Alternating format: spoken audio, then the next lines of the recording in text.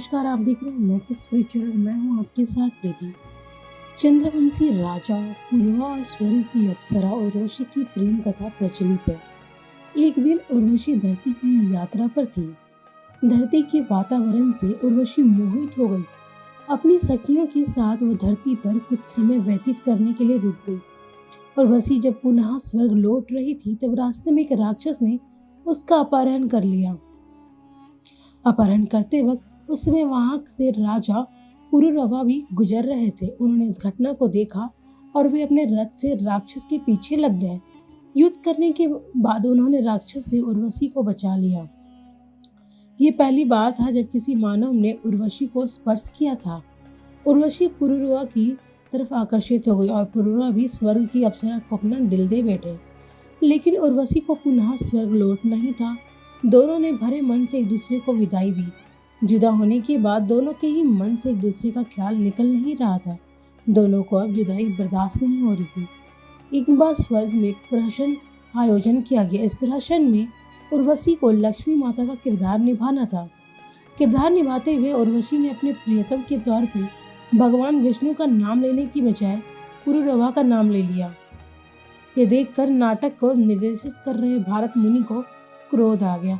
उन्होंने उर्वशी को श्राप देते हुए कहा कि मानव की तरफ आकर्षित होने के कारण तुझे पृथ्वी लोक पर ही रहना पड़ेगा और मानव की तरह संतान भी पैदा करना होगा। यह श्राप तो उर्वशी के लिए वरदान जैसा साबित हुआ, क्योंकि वो भी तो यही चाहती थी। श्राप के चलते एक बार उर्वशी पृथ्वी लोक पर आ पहुंची।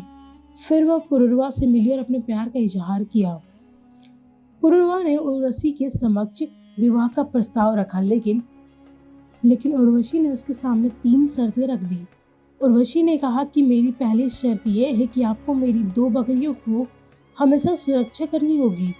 दूसरी शर्त यह है कि वो हमेशा घी का ही सेवन करेगी।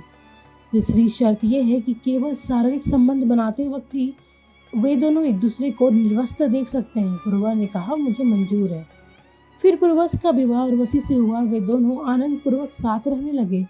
कहते हैं कि कुछ काल के बाद स्वर्गलोक के देवताओं को दोनों का साथ पसंद नहीं आया। उर्वशी के जाते ही स्वर्ग की रौनक चली गई, तो वे चाहते थे कि उर्वशी पुनः स्वर्ग लौट आए। तब उन्होंने दोनों को अलग करने की चाल सोची।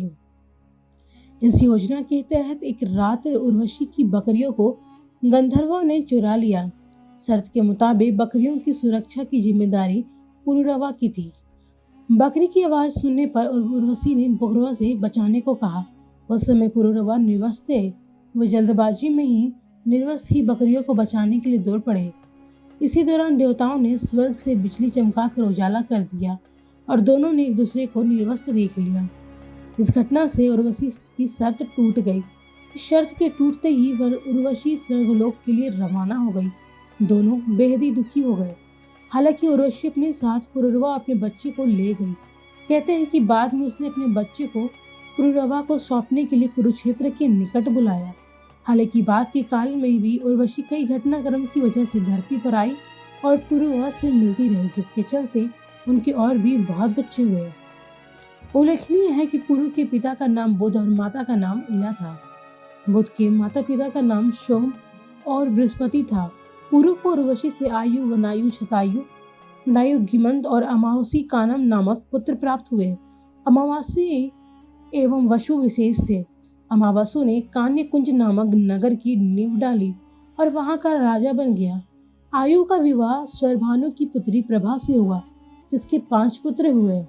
प्रथम नहुस का विवाह विरजा से हुआ, जिसके अनेक पुत्र, जिसमें आयाति, संयाति, आयाति, अयति और ध्रुव प्रमुख थे। इन पुत्रों में यति और अयाति प्रिय थे।